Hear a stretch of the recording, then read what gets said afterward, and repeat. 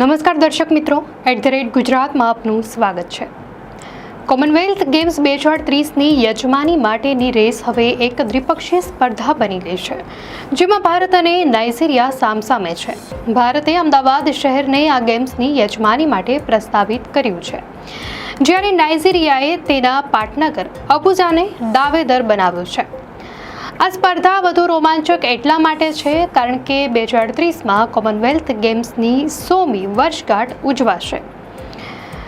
આ ઐતિહાસિક પ્રસંગે યજમાની મેળવવી એ બંને દેશો માટે એક ગૌરવશાળી સિદ્ધિ બની રહેશે।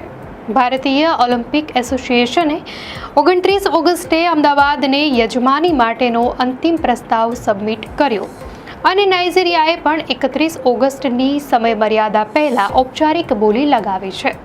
આ બંને દેશોએ આંતરરાષ્ટ્રીય સ્તરે પોતાના મજબૂત પક્ષ રજૂ કર્યા છે અને આયોજનની તેમની ક્ષમતા દર્શાવવાનો પ્રયાસ પણ કર્યો છે।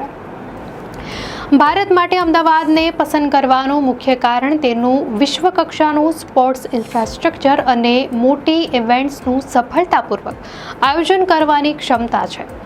અમદાવાદમાં નરેન્દ્ર મોદી સ્ટેડિયમ જેવી વિશાળ અને આધુનિક સુવિધાઓ પહેલેથી જ ઉપલબ્ધ છે, જે આયોજન માટે એક મજબૂત આધાર પૂરો પાડે છે।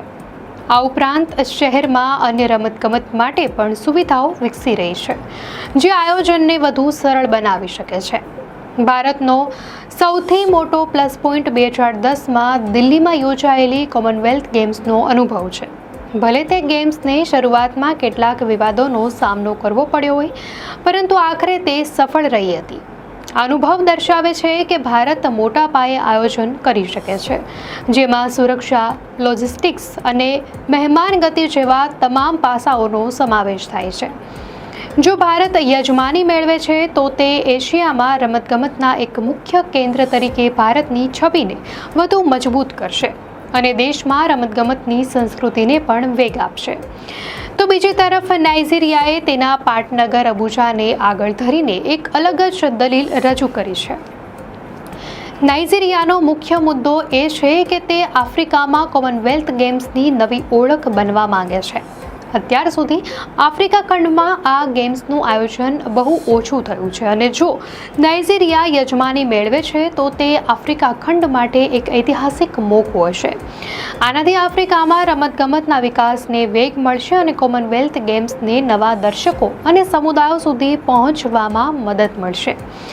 નાઇજીરિયા પાસે એક વિશાળ અને યુવા વસ્તી છે, જેમાં રમતગમત પ્રત્યે ભારે ઉત્સાહ છે। આ યુવા શક્તિને ધ્યાનમાં રાખીને નાઇજીરિયા આયોજનની જવાબદારી ઉઠાવવા માટે ઉત્સુક છે। અબુજામાં પણ આંતરરાષ્ટ્રીય કક્ષાની કેટલીક સુવિધાઓ ઉપલબ્ધ છે, જે આયોજનને શક્ય બનાવે છે। કોમનવેલ્થ ગેમ્સની યજમાનીનો નિર્ણય એક જટિલ અને બહુસ્તરીય પ્રક્રિયા દ્વારા લેવામાં આવશે। પહેલું, મૂલ્યાંકન। કોમનવેલ્થ સ્પોર્ટ્સની એવેલ્યુએશન કમિશન બંને દેશોના પ્રસ્તાવોનું ઝીણવટપૂર્વક મૂલ્યાંકન કરશે। તેઓ માળખાગત સુવિધાઓ, સુરક્ષા, લોજિસ્ટિક્સ, નાણાકીય સ્થિરતા અને યજમાની માટેની રાજકીય સમર્થન જેવા તમામ પાસાઓને ધ્યાનમાં લેશે। આ કમિશનનું મૂલ્યાંકન એક મહત્વપૂર્ણ ભાગ ભજવશે। બીજું, પ્રેઝન્ટેશન।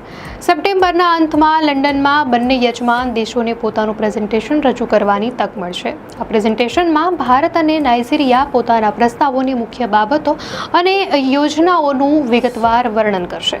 ભારત તેના અનુભવ અને તૈયાર ઇન્ફ્રાસ્ટ્રક્ચર પર ભાર મૂકી શકે છે, જ્યારે નાઇજીરિયા આફ્રિકામાં રમતગમતને પ્રોત્સાહન આપવાના તેના વિઝન પર ભાર મૂકશે।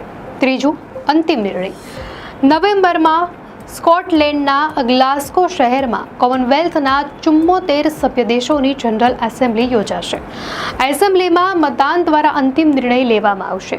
દરેક સભ્ય દેશનો મત અહીં મહત્વપૂર્ણ રહેશે। આ મતદાન પહેલા બંને દેશો લોબિંગ અને રાજકીય સમર્થન મેળવવાનો પ્રયાસ કરશે। તો ભારત માટે યજમાનીના ફાયદા અને પડકારો વિશે વાત કરીએ તો જો ભારત 2030ની કોમનવેલ્થ ગેમ્સની યજમાની મેળવે છે તો તેના ઘણા આર્થિક, સામાજિક અને સાંસ્કૃતિક ફાયદા થશે, જેમાં આર્થિક વિકાસ, મોટા પાયે બાંધકામ અને સેવા ક્ષેત્રમાં નોકરીની તકો ઊભી થશે। પ્રવાસન। આંતરરાષ્ટ્રીય ખેલાડીઓ, પ્રેક્ષકો અને પ્રવાસીઓના આગમનથી પ્રવાસનને પ્રોત્સાહન મળશે। રમતગમતનો વિકાસ. દેશમાં રમતગમતની સંસ્કૃતિને વધુ વેગ મળશે અને યુવા પ્રતિભાને આંતરરાષ્ટ્રીય સ્તરે ચમકવાની તક પણ મળશે. જો કે પડકારો પણ છે. આટલા મોટા આયોજન માટે ભારે નાણાકીય રોકાણ અને સુદૃઢ આયોજનની જરૂર પડશે. આ ઉપરાંત 2010ના દિલ્હી ગેમ્સના વિવાદોને ધ્યાનમાં રાખીને આયોજનમાં પારદર્શિતા અને કાર્યક્ષમતા જાળવવી અત્યંત મહત્વપૂર્ણ રહેશે. આમ ભારત અને નાઇજીરિયા વચ્ચેની આ સ્પર્ધા માત્ર એક રમતગમતના આયોજન પૂરતી સીમિત નથી, પરંતુ તે દેશોની વૈશ્વિક છબી, આર્થિક સંભાવનાઓ અને રમતગમત પ્રત્યેની પ્રતિબદ્ધતા સાથે પણ જોડાયેલી છે. નવેમ્બરનો નિર્ણય ખૂબ જ મહત્વપૂર્ણ છે અને વિશ્વભરના રમતપ્રેમીઓ તેની આતુરતાપૂર્વક રાહ જોઈ રહ્યા છે. દર્શક મિત્રો, આ અંગે આપની શું પ્રતિક્રિયા છે અમને કોમેન્ટમાં ચોક્કસથી જણાવશો.